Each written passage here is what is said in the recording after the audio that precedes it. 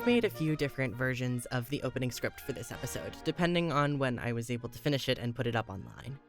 I'm going to give you all the versions anyway because we're all about exclusive behind-the-scenes content here on Return to the Ballpit. Version 1. If you're hearing this, that means that I managed to put this episode together in less than 5 days, which would not quite be a personal record for me, but it's cutting it close. My penchant for procrastination simply knows no bounds. Perhaps you're listening to this on your flight and/or car ride and/or TTC adventure to Dashcon-Eve. Maybe it's your post-con wind-down podcast of choice. Maybe it's the year 3000 and you're reminiscing about a simpler time before we all lived underwater. Regardless, welcome! I'm coming to you June 30th, 2025, where the last episode's wrap has already become outdated. Pride celebrations in Toronto have just wrapped up and the confetti still lingers on the street outside my office, and people are beginning to arrive in Toronto in preparation for the convention of the century, Dashcon-Eve. Version 2. And if you're hearing this, that means that we're doing a little bit of time traveling. We have the knowledge. We have seen how it all transpired, or at least those of us who attended in cyberspace and/or meatspace. With the blessing of hindsight, we shall giggle with glee hearing the untainted record of those without that essential knowledge. How did they think it was all gonna go? Were they right? Did anybody actually piss in the ball pit this time? Who won the duel? We know these things now, but our beloved guests live in blissful ignorance. Thus is the joy of the recorded word. Version 3. And if you're hearing this one, that means Fall Out Boy was added to the schedule. You're seeing Fall Out Boy on a concert. Everyone is having a great time. Fall Out Boy seem a little excited. We have a surprise for you guys, Partridge says. All of a sudden, PATD come out and start singing This Is Gospel. When Brennan gets to the chorus, someone else starts singing. When I was a young boy, my father took me into the city to see a marching band. Lights flash everywhere, and you see FOB singing This Is Gospel along with PATD, while MCR is singing Black Parade. Everyone in the crowd is going wild and crying. Then if things couldn't get any better, Dan and Phil walk onto stage and kiss holding the gay flag. You're shuttled back to YYZ via the Down with Cis bus, as was predicted in the ancient scrolls. No matter when this does come out, I've got a pretty star-studded episode for you this month. You've all been very patient, and I thank you. The universe saw me enjoying the privileges of living in Toronto and decided to nerf me by breaking my AC during a heat wave and then breaking my dishwasher. But they cannot stop me from editing this podcast in my lovely air-conditioned office while listening to Northern Lion and Jarma streams in the background. They also cannot stop me from giving you all the very first Muppet Joker voice reveal and Teya Strange Eons' personal poutine recommendation. Take my hand. We're going to listen to some interviews. Back when I was a wee middle schooler, I would only consume Tumblr through like Pinterest screenshots. That was all I had access to. But the blog started just because I wanted to be a new guy. I'm trying to come up with a cooler, more like, I had this passion project idea that I planned out years in advance, but I just thought it'd be fun. What if a Muppet was a Joker? That's it. A lot of people don't know this like extra tidbit of lore on why I'm going to Dashcon-Eve. I've been commissioned to kill the Muppet Joker, like Caesar style. I don't think I will, but I might. Commissioned by who? My coven leader, V, put out this post about, I guess psychically raising her psychic dagger and stabbing him psychically, and I was like, okay, sure girl, whatever you say. She's my coven leader, I gotta do what she says. Last summer, I was at a party in one of the 5 times a year I leave my house. And at this party, I overheard the word Dashcon. So, like the Tumblr user that I am, I immediately zeroed in on that conversation because I was like, hold on, I know who these people who are talking are. These are my friends. So when they reached out and asked if I would be the accessibility coordinator, that was actually really cool. I was pretty surprised when they asked, just because I wasn't expecting it from Dashcon. I was honored, obviously, but I'm presenting the panel Cancer, Transness, Neurodivergence, and You, which is a panel exploring sort of the special considerations that trans and neurodivergent patients have when faced with cancer or when going to an oncology appointment. Like a year and a half ago, I made a PowerPoint about how dateable each doctor is. Then Dashcon-Eve was announced. I was like, what if I reworked this thing into a trial of their war crimes? You put up your stream and said, hey, I'm making a tier list of the doctor's crimes. Everybody look at my tier list. And I think that's where the idea began to blossom itself. Wow. What are the events of my life that has led me to this moment? I ask myself this often. So I've been on YouTube for 8 years. I've been on Tumblr far longer than that. I am maybe the internet's most well-known Tumblrina. My audience is all like weird nerds, and I love that. I would not change that. So There's just some hors d'oeuvres for you, tastes of what is to come in this episode. I've been sitting on hours of audio that's just been begging to be tucked into my beautifully color-coded and overly complicated Pro Tools session file. But where to start? How about with a triple threat? Voice actor, animator, vampire? The name Bloody Hearts is probably somewhat familiar to you at this point. I mentioned it in the first episode when it evolved from Dashcon on the Lawn, and it's also mentioned in last episode's schedule wrap. It's being screened at 5:30 in Multipurpose Room 2C, and is a very enjoyable watch for fans of campy, homemade, early Flash-style animation. And though I've been told it's not strictly autobiographical, it is made by a self-proclaimed vampire. Hi, my name is Ash. I'm the animator for Bloody Hearts. I usually say lead animator, but no one else is animating. It's just me. And I am a panelist at Dashcon-Eve. I grew up kind of sheltered, and so I didn't really get to have a phone or like internet. Like I wasn't allowed to play Minecraft or anything like that. That's wild. And so basically the only social media I ever had when I was a kid was like YouTube. Stuff from the Warrior Cats fandom was like my entire childhood. And that was just kind of like people drawing and editing it to music and putting it out there, and it was getting like thousands and millions of views. And I was like, this is great. I love this. And when Grant and I came up with the idea for Bloody Hearts, I was like, I want to make independent animation and post it on YouTube. I've seen so many people compare Bloody Hearts to Nyan Neko Sugar Girls. I will honestly say, Nyan Neko Sugar Girls, it forced me to realize, like, dude, just make art and put it out there. Like, it doesn't matter if it looks good to you or not. It doesn't even matter if it looks good at all. If you can make something that tells a story and has a heart to it and people like it, just do it.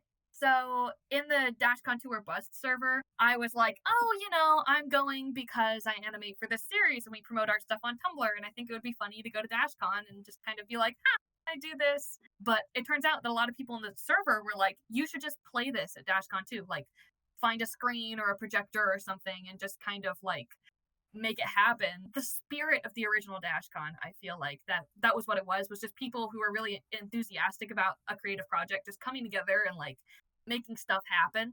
And I was like, that's perfect. I want to do that. And I turned it into this whole thing. I have this whole blog for it. It was called Dashcon on the Lawn. And it was my original pop-up event that I was going to try to do with like zero prior experience. And I sent an email to the Dashcon 2 queries like email. And I was like, I'm already attending the con. Here's what I plan on doing. Are you okay with that? Like, am I going to be in the way? And Simone emailed me back, and she was so nice, so kind. She was so happy about it too. She was like, I love this, and I love your enthusiasm. We're going to put you on the panel waiting list. Like a few weeks after that, I got a Discord notification from the Dashcon 2 like group Discord account, the Clown Car, and they were like, hey girl, guess what? You get to be a panelist. And I was like, oh my god! Like, I literally freaked out. I went around telling everybody I knew that like I was going to be a panelist at this convention in another country. How far are you coming from? I'm coming from bumfuck Utah. The not being able to play Minecraft thing makes a little bit more sense now.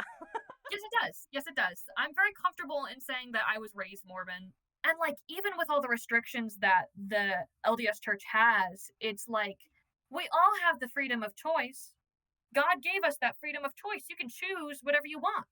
Just make sure you choose the right things. And so it's like with being a vampire, like with having the choice of, you know, becoming a vampire taken from me. Like, of course, V didn't ask before she kidnapped me in the street. I did feel that shame where it was like, I don't know if drinking blood and not going out in the sun is against the 10 Commandments. Like, it does really kind of fuck with your worldview, I think.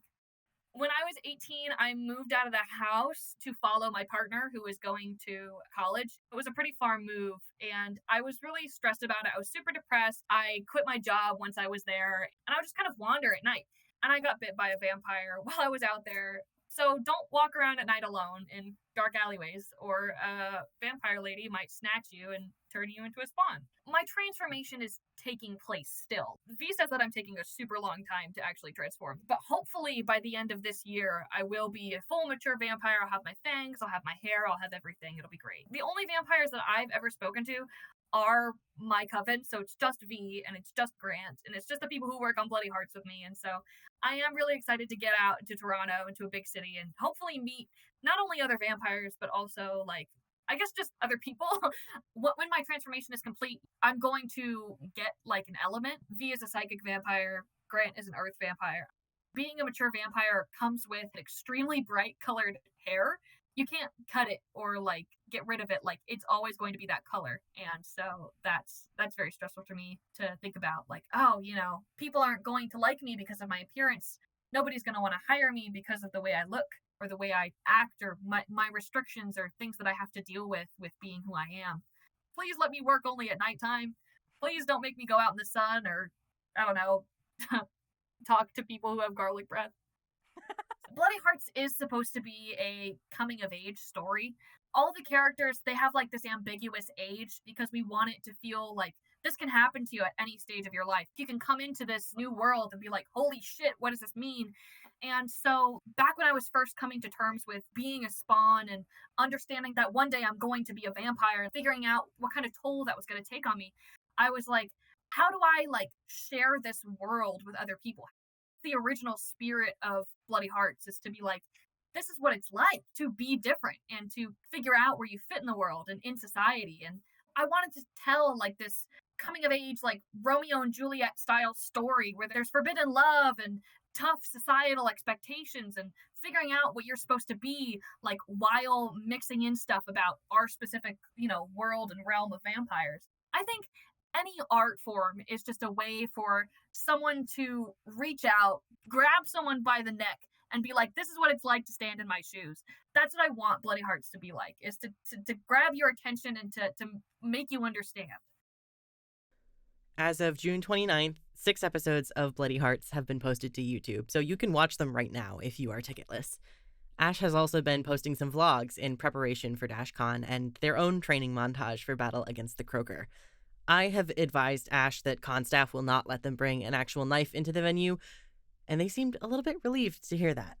They also posted a transformation update on their blog on June 30th, a zoomed-in image of some blue hair, which according to Grant means that they will be a water vampire. My congratulations to Ash. I hope that they enjoy being near a non-salty lake while they're here. Let's hear from another set of panelists who are combining the tried-and-true Tumblr pastimes of Doctor Who posting and Phoenix Wright-style courtroom arguments. Hello, my name is Mateo. I go by they, he pronouns, and I am going to be hosting the Trial of a Time Lord panel at Dashcon 2. My name is Mimic, or Max. I use he, they pronouns. I will be the Time Lord on trial. There's obviously like a whole kind of like PowerPoint where we like list the crimes and stuff. Is going to be the judge. Plan is to do a little bit of pulling from the audience. Mhm. I would personally like to have like, this person's the prosecutor, this person's the defendant. Their job is to yell at me. My job is to be funny. That's what I'm scared about. It's like a little play. It would take like 8 years to do every single doctor's crime, so we're kind of staggering it between the worst ones of the lot. All the modern ones, because people, I'm assuming, want to see those. And for the ones that we glaze over, we're still going to mention them briefly. They're just not going to come up on stage. It'll be like right now. filler while I'm doing costume change. Still want you to shave off your eyebrows for the 11th Doctor. That could be funny. That'd be great. We met at work, yeah. Yeah. We both worked at the Strong Museum of Play. I keep gently encouraging Mateo to steal the giant Mr. Potato Head, but I do want it in my bedroom. I want him to say sweet nothings to me as I go to bed. yeah. So we just became like work besties, play video games together. I pass out every single time on call. It's true. Aw. Without Mateo fail. becomes the sleepiest little kitten at 2:30 in the morning. Yeah, I wonder why. I wonder why I get a little bit sleepy at 2:30 in the morning. I wonder why. I'm nocturnal. I've been on Tumblr for an embarrassing amount of time. I got an email address at the ripe age of 12.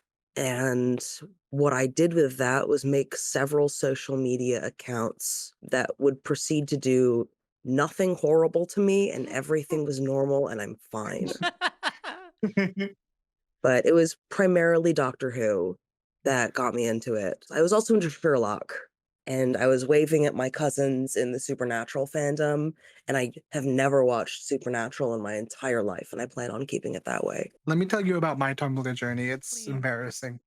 I was mostly in Yogscast fandom, which then I branched out into Doctor Who. I hit many a post limit back in the day. It's like talking about the Prohibition. I would stay up until like 2 a.m., like little 12, 13-year-old me, scrolling on Tumblr, seeing things I shouldn't have been seeing. Hashtag night blogging. Yeah. I was gonna say. I had a nightmare last night that Max just went missing like half an hour before the panel, and I was like running around Toronto, and my brother was there for some reason, and we were looking for Max, and then What if they turn me into Poutine? oh no. Make sure you have your phones ready to vote. Very important. Maybe if you haven't seen Doctor Who in a while, maybe go on TARDIS Wiki, read some stuff. Come with your own records of the Doctor's war That. crimes. Yeah. If you're like a big fan of the Fraction Paradox books, I haven't read those. I don't know what happens in that. You know that like the 8th Doctor, like, I don't know, punched a baby in the face in one of those, and you know that? They have to be truthful. Be This will be truthful. a court of law, and as such, if you lie Yeah. under oath, you will explode. Yeah. Be truthful and also, if possible, funny. I almost added an untruthful fact. Somebody was like, oh, the 8th Doctor ate a rat in this audio drama. I was like, oh, I haven't listened to that audio drama in 2 years. I'll listen to it tomorrow. I listened to it. The twist at the end was it wasn't the 8th Doctor. It was an alien guy that thought he was the 8th Doctor. Really good twist, really good story. But I'm really sad about not being able to add him eating the rat. It was like a live rat. The sound, squeak, squeak, squeak. What Make is sure it? to subscribe to the Return to the Ballpit, a Dashcon-Eve podcast. Subscribe to them on all audio platforms and rate them 5 stars. Aw, jeez. Like, subscribe, hit that bell. Hit that bell, fam. If you get accused of eating a live rat with audio evidence, you're going to want a good lawyer. But if you want a great lawyer, my law firm, the Hell of a Bird team, can help. If you've gotten in a spaceship crash, suffered a neophyte circuit breach, or are dealing with a workers' comp or social security issue, we can help represent you or find you the right attorney. Because you don't just need a legal team, you need the Hell of a Bird team. Sorry, I've been watching a lot of Legal Eagle to keep tabs on the fall of American democracy. Did you know? July is Disability Pride Month, not Gay RAF Month, although there's plenty of overlap there. Here are 2 people who are working to help support Dashcon goers with disabilities. Ruby, the accessibility coordinator, and Scarlett, host of the Cancer, Transness, Neurodivergence, and You panel, happening at 4:30 in room 2D. Also, this was totally unintentional, but both of their names are red. I came along when we were still in talks with the original venue that we intended to go with. And as far as my role, it was basically just to oversee the accessibility stuff. What would be required, what needs to be set up, making sure that the venue is accessible, that sort of thing. I have experience attending conventions with a disability. I have never been on the organizational side before. There's just a lot of stuff that falls under this purview that you wouldn't really think about. I'm continuously thinking of things that I didn't initially consider. Like, because of how we're handling food, I want to make sure that common allergies are accommodated and compensated for. When we did the venue tour, I tagged along and we measured the doors and stuff to make sure that wheelchairs could potentially fit through the rooms we're actually using. Arranging panel seating and taking into account that you don't want to have people who are using mobility aids shoved off to the side or stuck in the back, so leaving space for them with a decent view. Making sure there's places to rest, making sure there's access to food and water, that sort of thing. Just little stuff that adds up. I attend Anime North every year. There's never enough places to sit.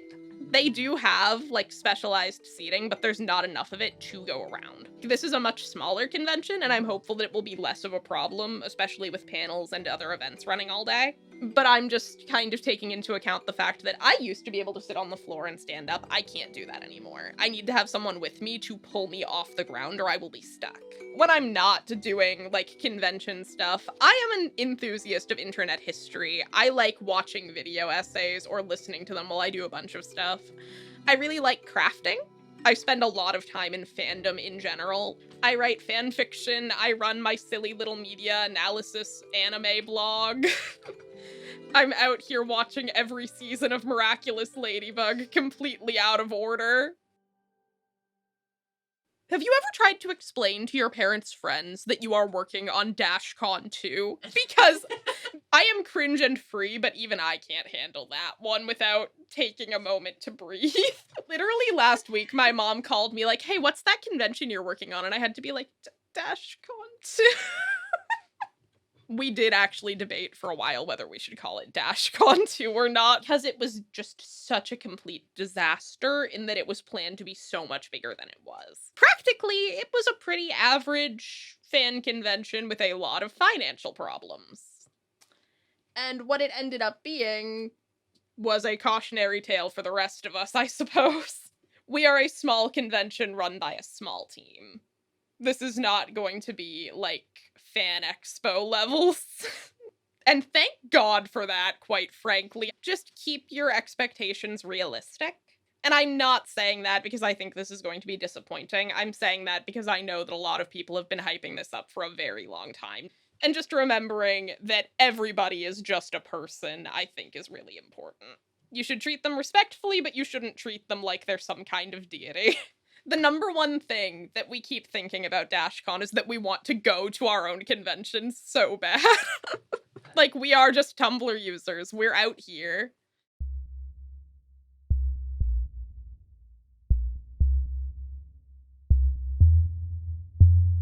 What got me into this in the first place? I don't have cancer, but I have a genetic cancer disorder called Lynch syndrome. And Lynch syndrome is closely associated with colon and endometrial cancer. So one of the things that I need is yearly colonoscopies, which is extremely cool and exciting. And as a neurodivergent person, being made to drink or eat something that I don't like or having my diet restricted, it was such a stressful prospect to me. And there were really no resources I could turn to. Like, everyone I went to was like, oh yeah, the procedure is fine, but the prep is horrible and it's gonna be awful and you'll hate it. And it's like that. This does not reassure me. And there are a lot of GYN screenings that I have to get. I'm also at moderate risk for breast cancer, so I also have to think about that. And I just realized, like, wow, the system is really not prepared to handle people who have specific needs or have gender dysphoria. And if we want to improve health outcomes for autistic people and trans people, like, access to HRT and gender affirming care is extremely important and probably the most important part. But having access to, like, affirming screenings and accessible screenings is so important. I'm doing a master's in public health right now. One of the things I'm focused on is, like, how can we make healthcare better and more accessible for trans and neurodiverse people? I did a lot of research about statistics in specifically Canada and Toronto, and I'm going to talk about some of the anti-trans efforts that have been going on in Canada. I made this references page that ended up being 10 pages long. It was a lot of work, but it was really rewarding. I feel like I learned a lot, and it's hard to make this kind of topic funny, but I kind of wanted to cater it to the general crowd of Dashcon. I have this section near the end, hopefully I have time for it, where I'll talk about how to debunk, like, phony cancer research, because there's a lot of it online. There's a lot of, like, oh, kale cures cancer, etc. And to start off that section, I included some of Tumblr's famous research, including Alexandria's Genesis. I included the moon melon. Sure, I also have a gif of the infinite chocolate. One of the reasons I included it is because it's hard for a lot of autistic people, myself included, to know whether a scary headline is real or fake. And I feel like there's going to be a large audience of neurodivergent people. I'm neurodiverse, and I just feel like being able to, like, look out for it and, like, catch statistics that may be, like, misinformed, I feel like it's really important skill. I'm glad it's in a small center. What I kind of envision is just walking in and seeing a bunch of cosplayers, seeing people, like, making friends, just like meeting someone in the same fandom or seeing a really cool cosplay. I'm bringing my brother with me because I was like, I live in Massachusetts, in the US, so it's about a 2-hour flight. Which of my cis het white friends can I bring? My brother. And my brother is the least online person ever. I showed him the Strange Eons documentary so he could be, like up to date on history. I don't think he fully wrapped his head around the Muppet Joker. Like, how do you even explain the Muppet Joker to someone who doesn't use any social media? How do you describe the Muppet Joker to someone who isn't on any social media? A madman? An innovative designer of ARG narrative? A repressed basket case? Just a guy who really likes the Muppets? Listeners, if you don't want to spoil the magic for yourself, I suggest skipping this section, because we're about to meet the man, or Muppet, behind the fuzzy green felt curtain. He's actually pretty great for conversation, and I also feel it's important to mention that he showed up to the virtual interview in a full goth makeup look. You ever get like a hate comment and then you go to their blog and you're like, oh, they're really like this all the time. Doing that. So they're just terrible. I love doing Yes, I love doing that too. I love being a hater and I love winning arguments in my mind and being like, oh, so they're just stupid. I wanted to create that experience for other people. So I started getting hate comments. It's what I wanted. Wasn't really hateful. I wanted to make sure not to actually be hurtful or hateful with anything that I was saying. And I kind of found the right line for that as I went. But I'd be Strawman from their arguments. I'd be like, you're terrible, and I'm the Joker, and I'm gonna get you. And they'd be like, get a load of this guy, am I right? And then all the followers would be like, yeah, get a load of that guy. He's stupid. And I'd be like, yeah, I am. Get me. So I don't know if that counts as when I made it big, but that's when I made it big in my heart. People believed me right away. They fell for it. You can't do a character for a certain amount of time without that character becoming a good chunk of you, unfortunately. So there's a percentage of Muppet Joker that's me, but like to the left, for example, I hate to say it, I do not have a Muppets kink. I'm a fake, I'm a fraud, but I love the Muppets. I have Muppet gender envy. I want to transition to a Muppet one day. It'll happen. You know, my love for the Muppets is the same, but a little different. I really love the DC universe, DC comics. I love Batman. I love the Joker. I love all that. Joker is not my favorite character. My favorite character is actually a vigilante called the Red Hood. So, you know, kind of the truth, but to the left. I do love the Joker, though. I think he rocks. I have a very complicated relationship with religion. That one's just copy-pasted. I put a lot of my, like, middle school religious angst in there where I'm like, does God even love me? You know, what is God? You know, whatever. That kind of stuff. I do have a complicated relationship with horses. That one's really real and really deep. I was bitten by 2 horses as a kid, and now I'm kind of scared of them. And that's the inspiration for every horse thing I put in there. I love Homestuck. Unfortunately, that's my cardinal sin. And then another thing that is kind of a huge basis of the character for me personally is I'm a neurodivergent person. I kind of struggle with the emotional dysregulation or whatever. I like to make this character that like way overreacts to everything and like has comical levels of like anger and angst and whatever. Like everything that he does is at 100. And you know, I think it's fun to kind of express that in just like a funny, silly way. I didn't even mean to like make a trans character at first. Honestly, I kind of just wanted to post in an online space where people assumed I was a guy and referred to me as he, him pronouns. And that wasn't my conscious reason at first, but a lot of it was like, everybody in these Tumblr comments is referring to me as a man. I've fooled them. I got him. Why does this make me sad? You know, I started accidentally sort of posting a lot of gender dysphoria content, and then everyone was like, Muppet Joker, I think you might be transgender. And I was like, I kind of do want to talk about being like trans and bigender and genderqueer and all that. But unfortunately, my starting point here is as a cis man. So I kind of painted myself into a corner where I had to be trans, but in the other direction. I had some people in my comments be like, hey, you're a trans femme queen. And I'm like, opposite, but that's out of character. The whole experience, I've discovered I really do like it when people perceive me as a guy, and it made me had to look at it head on, and now I'm maybe thinking into taking the jump and going on testosterone maybe one day in the future. I had to do research. I want to know what's up, so I got into the fiction kin communities and the other kin communities and the Discord servers, and I do think that I like what they have to offer, and they rock. These guys, they got a little silly thing I can put on my character, and I was like, actually, they're really cool. And it was kind of the same with the Muppet King community. I'm so sorry for dragging their name through the mud with my blog, and I don't want it to make it seem like I'm making fun of them.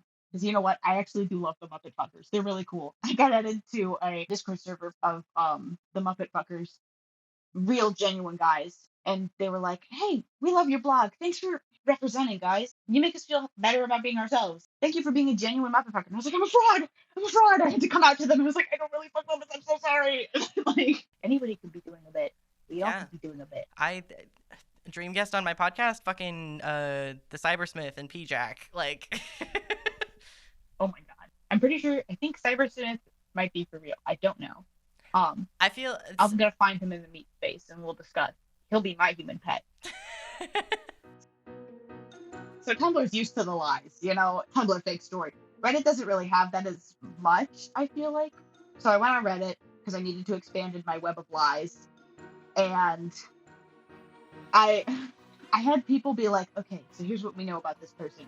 He's from Kentucky. He's male. He's probably a danger to the community. We have to find him and report him to the police before he gets out of control. I had like a horde of people in the comment section trying to like figure out who I was and report me to the police for being a menace to society or something. And I was like, oh, they're like scary over there.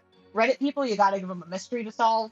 So I didn't originally tell them, here's his Tumblr. I was like, here's a crazy story about my nephew. And I put in some clues in the comments. I was like, and he likes Kermit, and he likes the Joker, and he has a Tumblr. And someone in the comments was like, I figured it out. I've connected the dots. But they also love to try to find out where you live and dox you and send the police after you. So almost nobody knows why I'm going to Canada this summer. The web of lies has spread to my real life. I can't let anybody know about this. My coworkers would all make fun of me. There have been some close calls. Somebody at work, I left my phone at my job, and I don't have a password on my phone because I'm a moron. But some sweet, lovely, well-meaning old lady like picked up my phone and was like, I'm gonna figure out who it is. Unlocked it, and I came in and she's like, is this yours? And what's this vor you're talking about? And I'm like, oh, don't worry about it. My siblings know, and my beautiful wife, and that's it. My poor beautiful wife is so funny. I tell her about all the stuff I'm doing all the time. She's like, that's incomprehensible to me. Thank you so much. I have her proofread my posts and peer review them sometimes. And if I get a what, then I post it. People love a crazy story. People will believe lies if they're more fun. Don't ever let the facts interfere with a good story. You know what I mean? Somebody made a PowerPoint proving that the cum was real, and I was so enthralled with that. I don't know if you saw it. They're like, I know the jizz is real, and this is how I proved it. And I was so impressed with their research, but it's fake.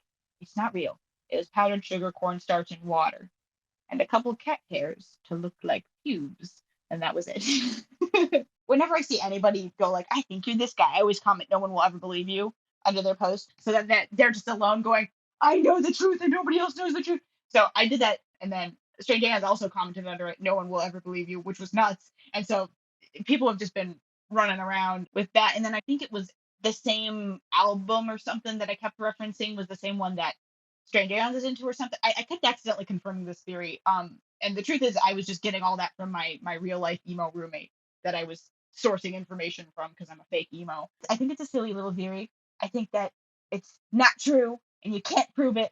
And no one will ever believe you. I don't know. I'm hoping this podcast will dispel some of the evil and twisted and dark rumors with my very distinct Homestuck accent. I'm my own man. It's me, Muppet Joker. I was at work and I was, on my phone scrolling through YouTube, and I was like, wait a minute, what's that? Because I'm a fan of Strange Eons. I'm subscribed to her channel, so I get the notifications, and I was like, oh, that's a little me. And then I had a very hard time focusing my work day because I wanted to go home and watch my little video about me, and now I watch it all the time because I'm obsessed with myself. I love that video. I think that she's really, really funny. I think it was mostly positive. I think that a lot of her followers are generally pretty chill and lovely people. With a lot more people looking at me, I get a lot more weird people in my DMs and weird people in my aspect, which is fair. I'm a weird guy. I'm very consistently surprised though at how many people can out crazy me online. And a lot of them I'm sure are also doing a bit like I'm doing a bit, but sometimes I'm like, wow, you're committed to that bit, There's also been a few times where I assumed somebody was doing a bit, so I'm like, yes, let's be silly characters together. And then it slowly dawned on me that I was actually just talking to a crazy person who meant me harm, and me learning internet safety and not talking to strangers online as much. Every couple of days I get an anon, and I know it's the same guy because it's the same ask every time, or it's, bro, shut the fuck up, with the same layer of O's. And I love that every couple of days they have to come remind me to shut the fuck up. I genuinely, there's no ill will in my heart for this person. I hope they continue every day. There's a couple other people that, like, when there was a bunch of, like, I think Redditors coming onto Tumblr to go shit on my account. I love their hate comments because they would just, like, make a Tumblr profile just to shit on me. Auto-generated username, no profile picture, no nothing, and they would leave the best shit under my stuff where they'd just be like, incel much? Or like, you're not the Joker. Get a grip, buddy. And I'm like, yeah. I genuinely have a hoot and a holler with it. It's so fun. Leave more hate comments. Get nasty with them, make me cry. But stop saying that I have feminine feet, whoever keeps saying that. Stop saying they look skeletal. I've gotten so many feet comments. I thought people would be horny and weird about it, which I prepared myself for that. What I was not prepared for is people going, why your foot look like that? Why your foot weird? Not to come onto your podcast and talk about my feet. I just bugging me for like a week. Not even the foot fetish, just start biting. There's been kind of a community of people who are like having a lot of fun with the role play aspect of everything, and I can't interact with all of them because there's like 100 billion quadrillion of them by now. But like, I love scrolling through all the people who are like have their own like subplot going on that like is like loosely kind of connected to the Muppet Joker cinematic universe, I guess. Everyone needs to play pretend, basically. Everybody come play pretend with me. I've seen people be like, oh my god, how does the Muppet Joker have time to run 8,000 blocks? I don't. I work full time. No, most of it is at this point other people and their like creativity. Like Milton's blog and Sage's blog were run by two different people, and they did a fantastic job with it. Most of the time when people opt in, they message me and they go, I have an idea. Can I join your sandbox roleplay with this? And I'm like, absolutely. I'll try to incorporate that. And then half the time I forget, and then I have to do it later. But a lot of people are just kind of chiming in with their own like really cool ideas, and I wish I could incorporate all of them in good time instead of working at my evil job forever. With Milton and Sage specifically, I had a couple people in a like kind of planning Discord server where I'd bounce ideas off of them, and I was like, hey, I have casting call. I'm gonna probably be Athena because she's my girl. I love her. She's my OC. But I have this idea for character named Milton, full name Hamilton. Here's some character beats. Character named Sage. Here's some character beats. Do what you want with these characters. You can change whatever you want. Go crazy. And I think they did a fantastic job. And some of it was like pre-planned, like in the Discord server, like let's do this plot. But a lot of it was just we're reading each other's posts and being like, okay, I'm reblogging with this thing, and you're reblogging with this thing. We're just making it up as we go. So I can't do Muppet Joker forever. So I have a couple ideas for if I remember, like, you know what? I'm done with this blog. I don't think I'll delete it. I think I'll post another layer of lies where I'll be like, hey guys, out of character. My wife is divorcing me unless I stop posting on this blog. I missed my child's first birthday for Dashcon, and I'm like deadbeat father. That's the truth. That's the real me. Sayonara, or you weebly shits, or something, and some sort of HIV living style apology. And then, I mean, I feel like a good amount of people will clock that. That's a big fat lie, especially because I just said what I'm gonna do right now here. But stories spread really fast, and I'm sure I will breach containment. Somebody will be like, oh my god, the Muppet fucking guy was actually a horrible father? Canceled, And I think that's my dream. I'm going to read the Bible. I'm rereading the Bible with my OCs, Kermit and Joker Do Not Steal, writing the true story of Genesis. And I will be reading it, and there will be audience participation, and people will have to play along. Any bold theater kids who wish to act out my play, read the Bible, write the Bible, act out the Bible at Dashcon too. Eat the Bible. Vriska Circuit will be in the Bible. Do not worry. I know people were worried about that. Thank you for letting me say words. I'm hanging up. If I can find out how. Adios.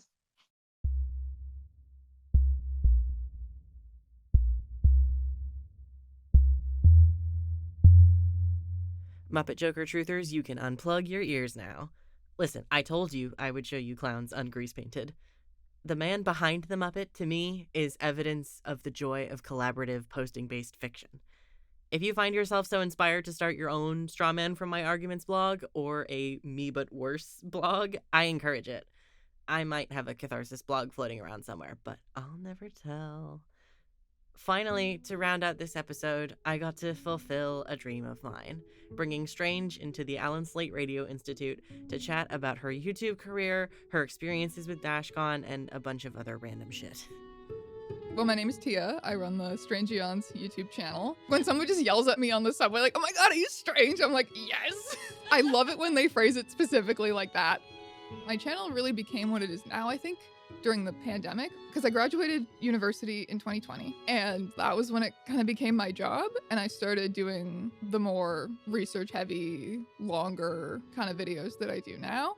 Whereas before that, I was kind of just joking around. Like, I started it when I was in second year university at U of T. I was 19 years old. I just posted a 3-minute long video of me like making fun of lesbian haircuts. And I showed it to my ex and she was like, oh my God, this is so funny. You should post it. So I did. And it got, I don't know, maybe a couple hundred views. So I was encouraged by that. And then I just kept making silly little videos every week. Eventually, the video that really kickstarted my channel was making fun of Onision. I was reviewing his music videos. I'd been watching YouTube since I was a kid, and Onision drama has been a staple of YouTube since the dawn of time. Since like 2008, 2009, Onision was already doing insane shit. So I was very familiar with the Onision drama genre of content, and I watched a lot of it, and I loved it. So I was like, I'm gonna make this. The Tumblr Deep Dive series was another series that my channel was really built on, and that was an idea that I had from the beginning of starting my channel. There was a lot of Tumblr reaction videos, like not even really analysis, not even really deep dives, and it kind of always irked me as someone who was a Tumblr user. Like all of the content that I saw, and content that would do really well on YouTube, hundreds of thousands of views on these videos, like reacting to whatever such crazy Tumblr subculture. And it was always just YouTubers kind of looking at crunchy screenshots of Tumblr posts from Reddit or somewhere and laughing at it. And it was always coming from an outside perspective. And I was like, I am a resident Tumblr user. Like, I love reacting to crazy Tumblr subcultures too, but you can do it so much more interesting if you do it kind of from the inside and with a decent amount of empathy as well. Like, you don't always have to be going, oh, boo, this thing is weird, so it's bad. What about this thing is weird, it's fascinating? That's kind of the thesis of my Tumblr content from the very beginning. This thing is weird, but what if that's what makes it great? Was there something that you were searching for when you first joined, like Tumblr? Let me go back to the year 2011. I'm pretty sure it was Code Geass fandom. Code Geass is an anime from 2006. Being emo was not a phase. Unfortunately, anime was kind of a phase for me for a couple years in middle school, and I think it was that fandom that got me into Tumblr.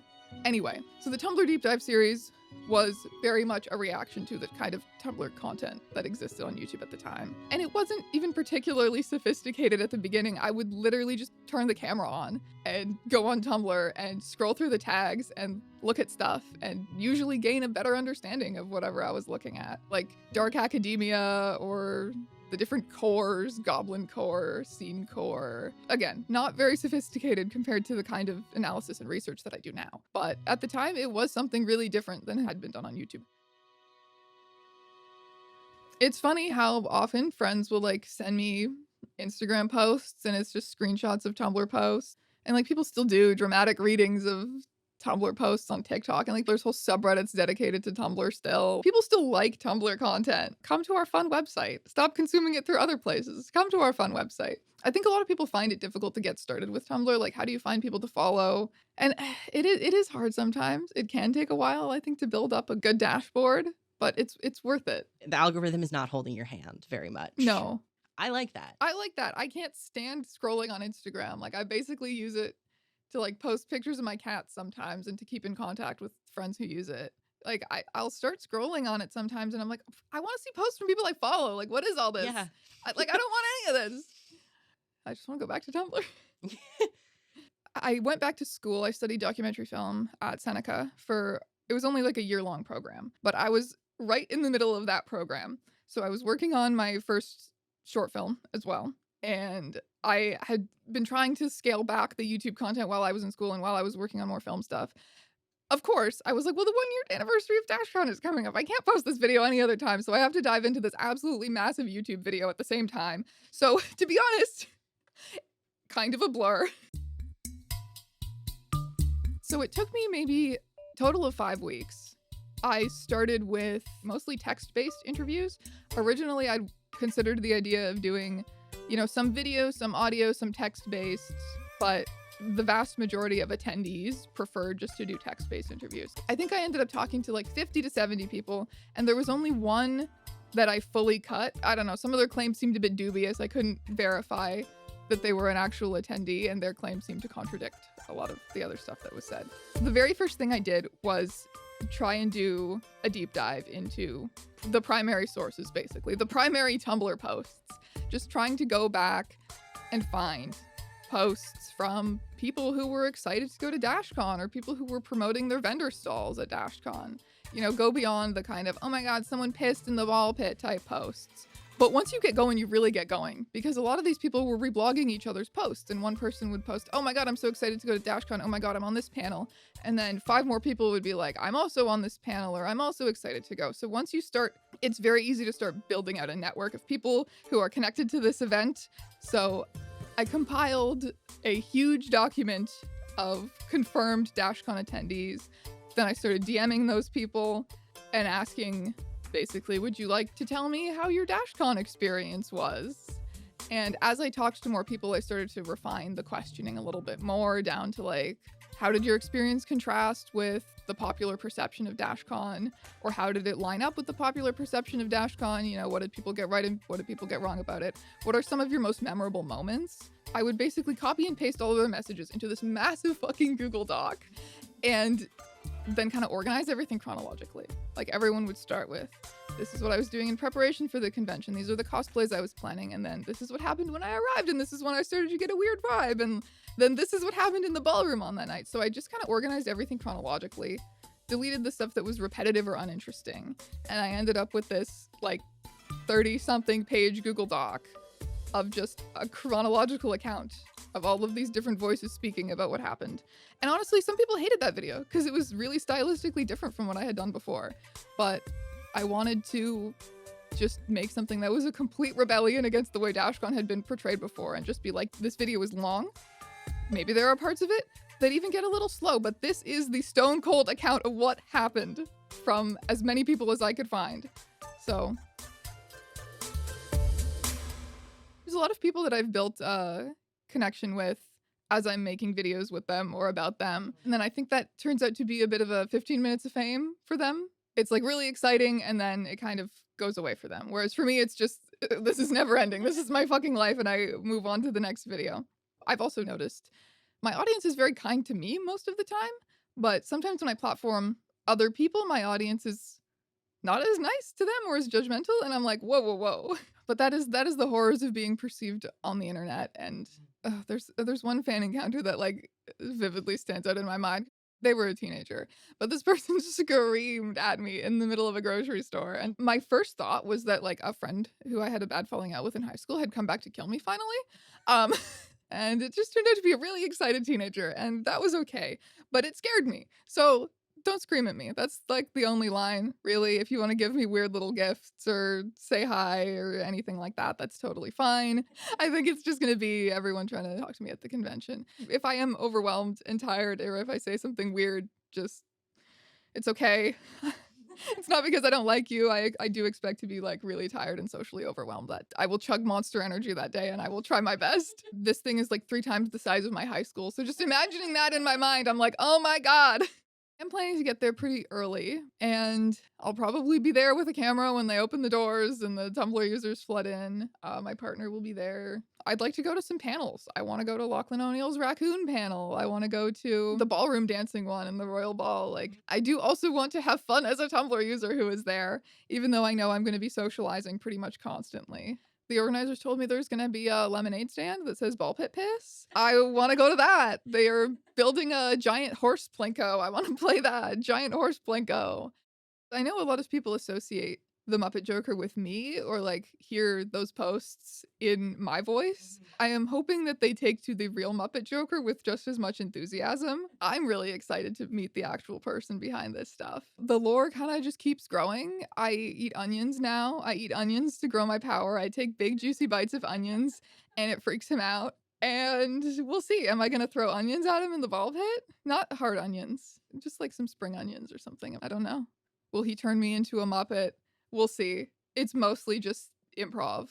I'm not a very athletic person. I don't have good balance. I hope I don't just like fall off and lose within like the first 30 seconds. An inflatable jousting match physically cannot go on that long. Someone's gonna fall off within like a minute. We'll have to figure out how to make it more exciting than just like we smack each other for 30 seconds and then it's done. It feels cliche to be like, oh, it's this collective storytelling, but it is. It's like the bit just keeps on growing based on how people respond to it, and people getting egged on by weird anons. I think it was Bethany Rage. Her real name is Ivy. She said something about how like it's a great method of storytelling for people who you kind of have some trouble staying focused because you're having constant stimulus and inspiration thrown at you from the outside. Like, it's a thing that kind of keeps on going sometimes, whether you want it to or not. Like, a lot of these great Tumblr dramas are not things that were ever planned. It was just something that really arose naturally. And I think if you try and plan it too much, you can completely ruin it. I don't know. I'm just open to whatever happens, I think.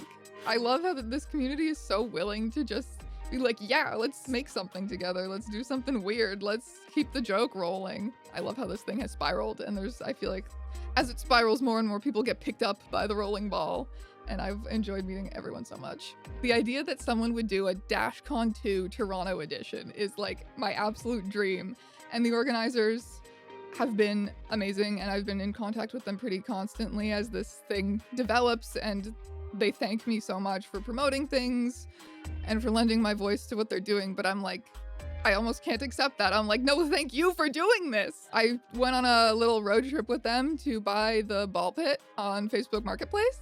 I took the bus and they just like rolled up in the car. They couldn't turn around and get me, so they like drove right past me, and someone was waving out the window and I'm like chasing down their car. Anyway, I eventually jumped in and we drove out to Markham to buy a Ballpit on Facebook Marketplace. The organizers originally had a dream venue that was not the one they ended up getting.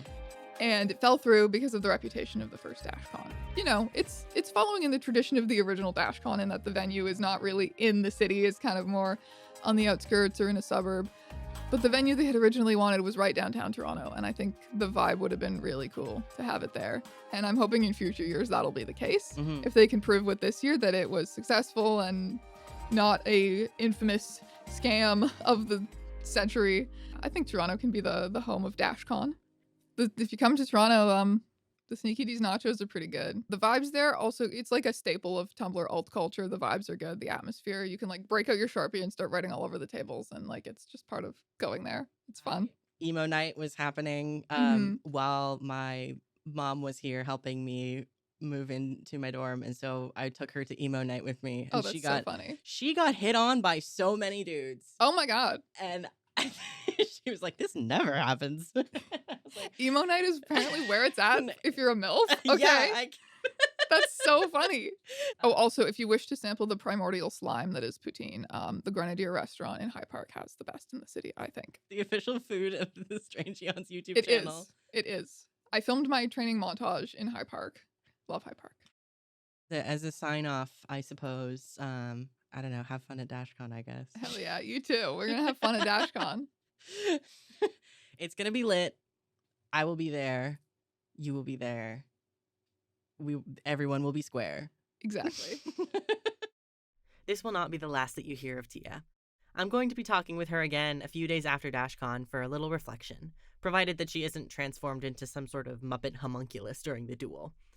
I still have yet more pre-convention interview content to share with you, but the next episode will be the first to feature some real on-the-ground-at-the-con stuff, including some very interesting immersive stereo sound from my good microphone buddy, ASM Marjorie. When you hear me next, I shall be a changed man. If you see me at the convention, say hi. I will be wearing the world's shittiest John Egbert cosplay, sourced from Value Village and Dollarama, because I'm just that Canadian now. Elbows up, people. I realize that I've also kind of painted myself into a little bit of a corner by having a funny song at the end of every episode, so while this isn't new content per se, here is a decidedly Tumblr song that I created at around the same time as OG Dashcon was happening, to serve as your cringe primer. I love you all. Mwah! Have you ever found yourself in this awkward situation when you need another explanation and you don't know what to do? You need to tell all your internet friends that you got some that have best end, but they don't understand because they're nerds. Just say mushy mushy bishy bashy freckle freckle doing the do. Mushy mushy bishy bashy freckle freckle doing the do with you. Mushy mushy bishy bashy freckle freckle doing the do. Mushy mushy bishy bashy freckle freckle doing the do. That's subjectful. Don't say that because it sounds like you're fangirling. Mushy mushy bishy bashy freckle freckle doing the do. With you, with you, with you, with you. So many ways to say what you need to say. You can spit